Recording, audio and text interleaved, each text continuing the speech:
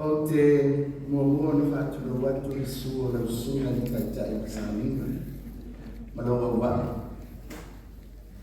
A whio taitai o le Kāwesi Hawao o le Worship Center. Pa pēr fo I e au whainalo na tutofi e le tua. Tulona. E a whio aina a olo mingafa. Ia tainane pa ia o Samoa o Potuputu. Apea wo mai masani ua tatou mori mawina nei Saminga. O le taea o le manu malo, ma le oli o le sanga o le nofo aliki o le nofo tunoa. Ina ua taunu atu lana apauna ni le sunga I le apostolo I le amu mafo. A whai ua urufia langi o matu no fie I le whaapavau. O na tangi lea o le whatu malele. Mangonga le whaunga ngana. Pitai. E whaamawhanawhanaina pēr I tātou I le tātou mautino. O le langi o le tātou numoni. Ua saunia o le whanau o le atua. O te whaafitai atu I le kālesia, ai mai se le whaletua I Alawina, ma le muwhaaro. Ua maua se awa noa le malo, e whai ai se mōri mau ma se whaafitai I le soifua au auna o le sunga I le apostolo. O le taitai o le kālesia, Worship Center I Samoa, ma le lalulanga. Awa tātou te whaaloalo I e o te tauai. Ai mai se lava I le tūlanga taitai o Williamu I le kālesia o au. O le alava o wala au le atua e whamanapa na ngā luenga o lo unga kuhea. O anga ia whaamaro. E mai tau ina pēr mai lea ngā tupulanga I lea ngā tupulanga te suia inga o luitau. E whea ngai mo tātou tangata, ai mai se o tātou tupulanga talabou. Sa mātau ina fo I le tele o tau sanga. Pe tūna inga o le soifua tāpuai, ma le whaanono manu, a Samoa I le atua. Le aso mai whipina. O le long malon fuata. O le tarutaru fou o fesuia inga. O le ngaio I mai o le anganga o le atua. Na matua I longa ai le sao o le apostolo o Williamu Mafoe. E whaamalia ina le ngā lala whaaleanganga o tātou tangata.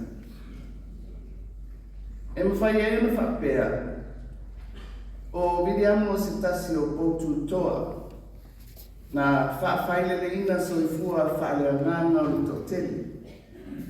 Mai lava I le vaitaini na avea ai ma whaatonu o le autala bono ke riso. Te ia o ina whaatuina le Kālesia Worship Center. Ma wala uina I lona matai e taita ia le Kālesia. O le sunga ia Williamu Mafoe, sa avea masulu fasinoala, na tūmawai le fasinomanga ma le anu fale o le soifua au auna I le atua. O I lato uma ia na ia o ina, ma whaaso o ina. O le molimau, ua whaatupuina le tala le hei. Ma o isi atu nuku le laulangi le rākuenga a le Worship Center. O na sa ia a perepelea le ola taumwhai ma sa afi I whaatufunganga o le whaamanu malo ina o rana mo le atua malona malo. E tele tāleni ma mea alofa whaaleanganga sa whaaurina ila na arongi nei. Sa ia ngalue mawhaonga mea alofa whaaleanganga e fisosoani i to tele na sulu mai i ai mo se fisosoani.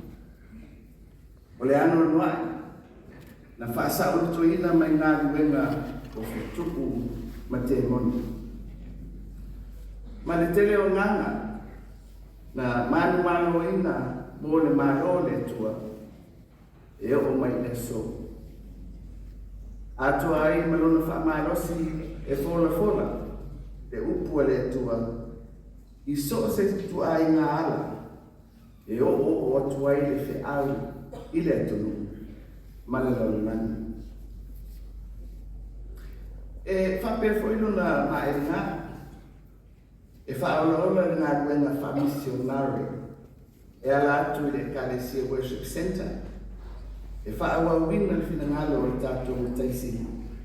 Ina ia tala i atu le tala lelei, ma whai nu uma, ma soko.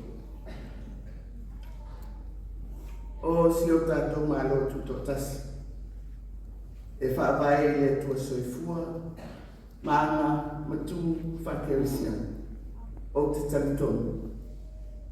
O le tasi le neito vine e le imawai le soifua te tala, matu ina atu pesa moa i le atua i lalo le taitaina i liana. A whea ngai le tunu ma whainata, ma whatia i sao tātou wholau mai ai. O lona soifua hati na e mo ngā wenga le atua. O le nei wa tātou mo li mawina, le nei ngā wenga tele, ma le mātanu whia. E whapea foe i le tuputupu pea o le au whai o le Kalesia. Ia li ia le atua i le soifua au o vidi amu ma le Kalesia. O le whasorongo mta ngā kuenga mwhalaku tō ngā malo e taitaia whono tutalo i le mauta tutalo i le mongo vaya i a solulu uma. Sa e lava le awanoa o le Worship Center, o na o le saili malo le apostolo. Ia whaipea so lato sao, whaatasi mani malo. I whanononga manu i le tua, mō le tātou atu pele. Wana sao noanga, ma whaamawhanawhananga i a sa moa, ma lana whaina malo, o le amana tua pea. O le whaafutai le tātou malo. I le sauta ua o le apostolo, e a Viliamu, i le tapoe ina o soifua tāpua i o Samoa i le tua, e le whaititia.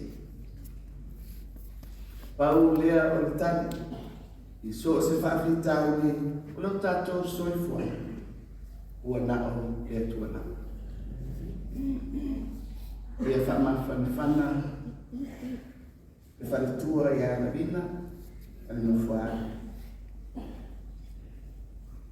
Ia utu le whaavau i pai o le Kalesia, mai o le taitai, ai maise le loa o tangata lotu.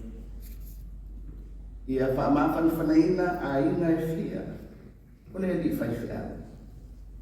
Ai maise o e o tangi mai ala.